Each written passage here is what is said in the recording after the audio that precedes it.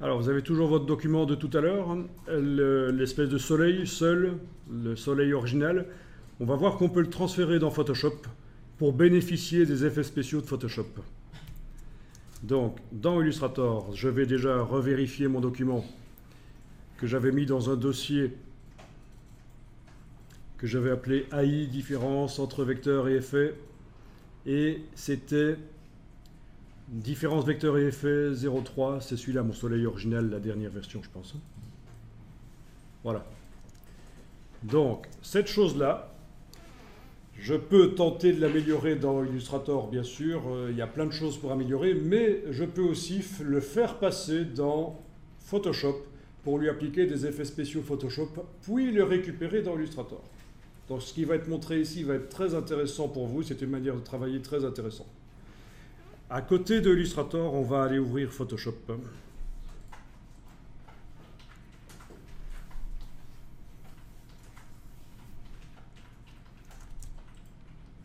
Enfin, quand je dis à côté, c'est en même temps, quoi.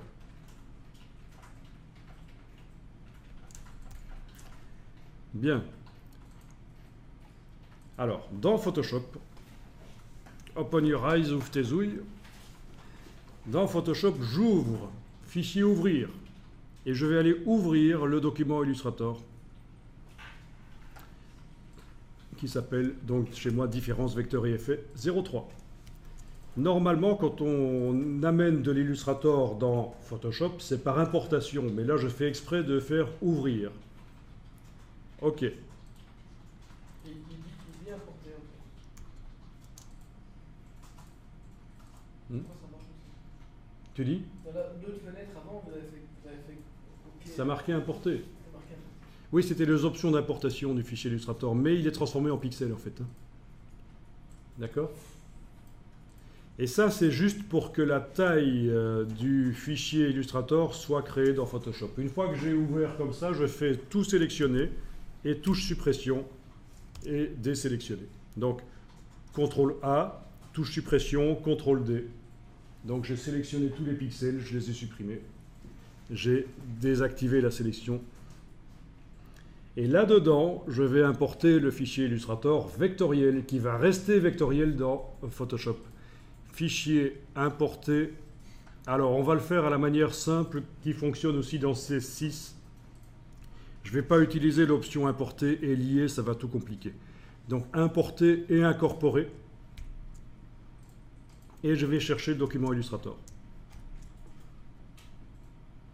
OK. Et je valide avec le petit V. La différence ici, c'est que le fichier Illustrator est dans un objet dynamique Photoshop. D'accord?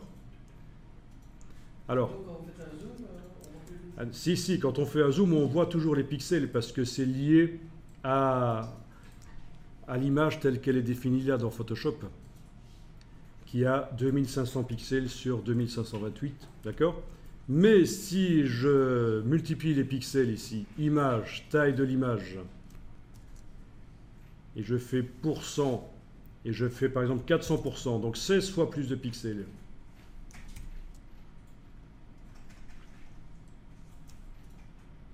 ici, ça fait rien. Non, parce que ça ne fait rien, parce que j'ai foiré, parce que j'ai été trop vite, je viens d'annuler là. Je suis toujours avec mon image 2500 pixels sur 2528. J'avais pas vu que ceci n'était pas coché. Donc forcément, le moteur de multiplication des pixels doit être enclenché. Je recommence. 400. Ça va donc me faire une image de 10 000 pixels sur 10 000. OK. Et maintenant, les vecteurs sont devenus 16 fois plus nets en fait. Donc tu vois que dans l'objet dynamique, c'est vraiment des vecteurs. Sinon, ça ne ferait pas ça. Si j'augmente le nombre de pixels de l'image, ça ne ferait pas des vecteurs plus nets. Ça multiplierait des pixels, mais ici, ce n'est pas des pixels qui ont été multipliés, c'est des vecteurs qui sont mieux vus parce que l'image est avec plus de pixels. Bon, mais je vais quand même annuler ça parce que je vais revenir à mon image à taille normale, on va dire 2500 sur 2528, mais ça répondait à la question, hein, ça prouve que ce sont vraiment des vecteurs là dans l'objet dynamique.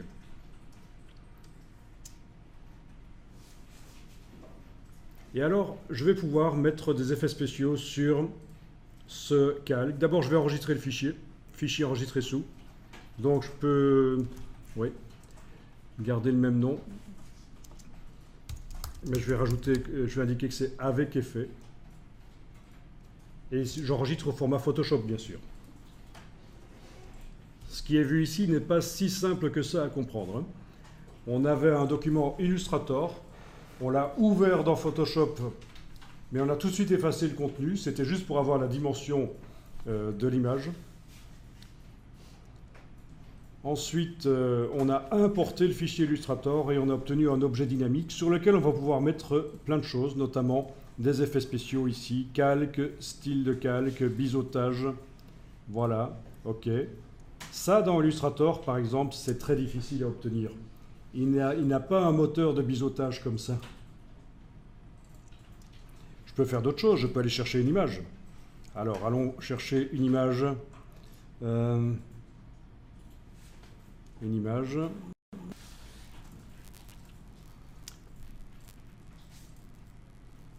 Waouh. Je vais aller chercher l'image n'importe quoi, hein.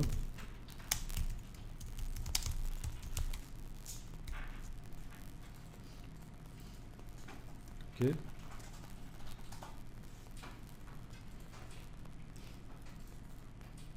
Voilà l'image d'une ville. Je vous montre, hein, comme ça vous allez tester après.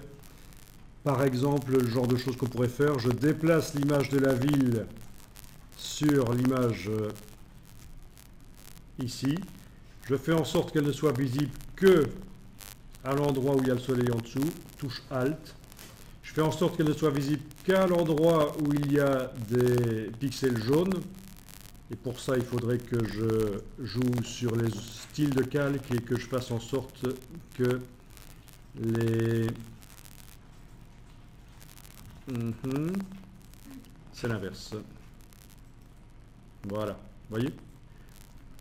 Je rends le calque de la ville transparent, partiellement, en ayant double-cliqué à sa droite ici, et en le rendant transparent sur base de quoi? Sur base de la luminosité des pixels qui se trouvent dans le calque en dessous.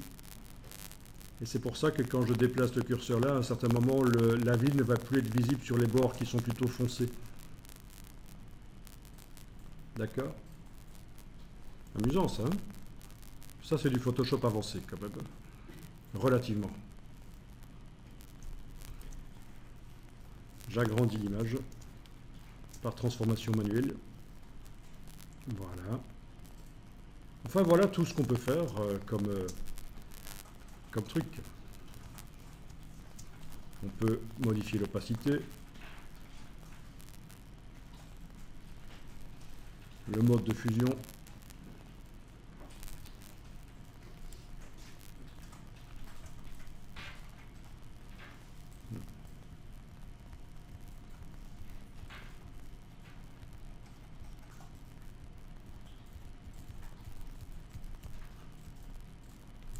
Ok.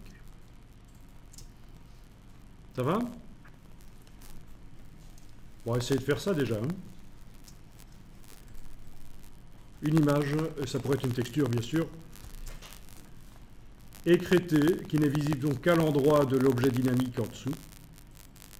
Et comme j'avais mis un effet de... Oui, comme je voulais que l'image ne soit visible que sur la partie jaune et pas sur la partie rouge, le bord, j'ai écrêté.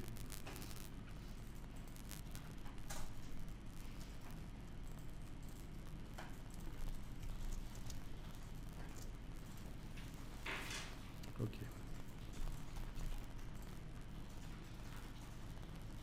Il y a plein de choses qui peuvent être faites dans Photoshop et c'est pas pour concurrencer Illustrator, c'est pour venir en renfort.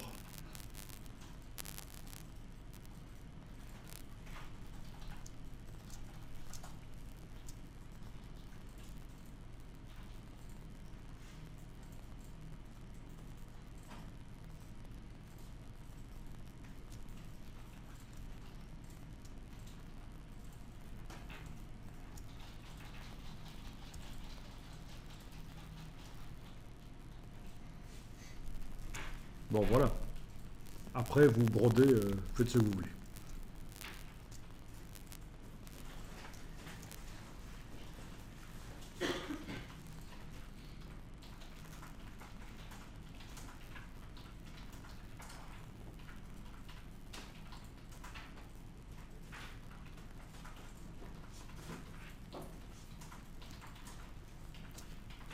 pouvez bien sûr enregistrer le document Photoshop sous différents noms au fur et à mesure que vous avancez dans la création, parce que forcément vous allez foirer à un certain moment, donc c'est une bonne chose d'enregistrer régulièrement sous un nom différent.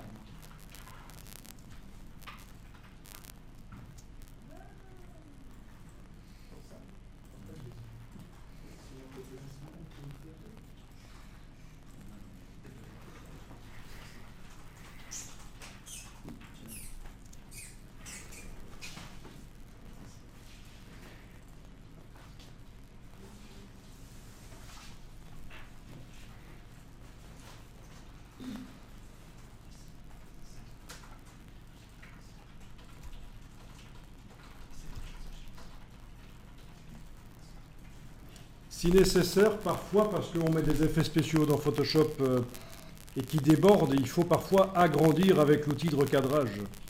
Agrandir un peu la zone avec l'outil de recadrage, parce que les effets spéciaux commencent à coller sur le bord de l'image. Forcément, si vous mettez des ombres, des contours dans Photoshop, n'hésitez pas à agrandir avec l'outil de recadrage.